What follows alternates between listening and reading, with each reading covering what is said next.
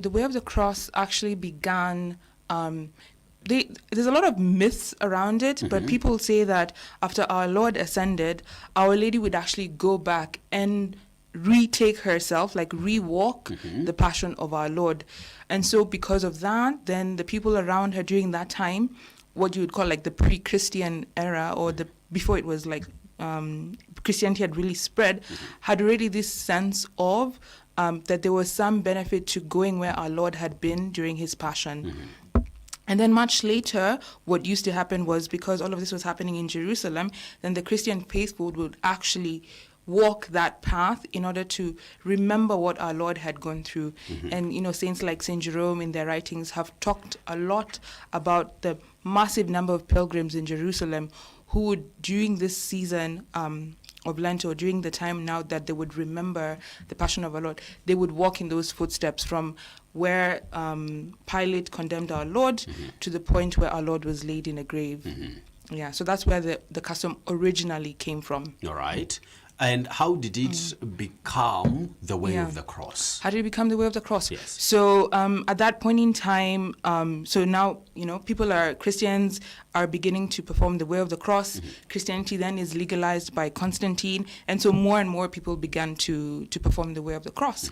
And then what happened, and especially they said during the Crusades, which is now this fights between the Christians and the Muslims, a lot of people would have a lot of devotion to the Way of the Cross.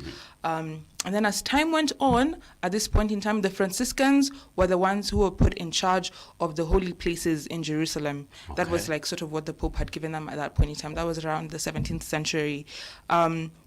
So they asked for the permission to be able to erect stations of the cross, which is actually a word that hadn't really been used before, but they wanted to reenact not just in Jerusalem, but in their own churches, the actual visualization of the Way of the Cross.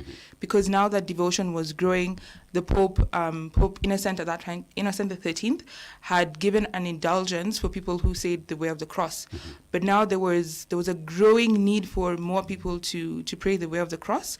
And so the Franciscans asked if they could erect it in their own churches and pass on that same indulgence that had been given to the Franciscans to everybody else who came to the churches to pray the Way of the Cross. All right. So it was something very simple. But they were you would say the Franciscans are the ones who are attributed to growing the Way of the Cross. There's even a saint known as Saint Leonard of Port Maurice, who was an Italian Franciscan, who then, you know, given the fact that the Franciscans had been given this mandate to put up the Way of the Cross, he sort of made his own charism, that of preaching and helping people to meditate on the Way of the Cross.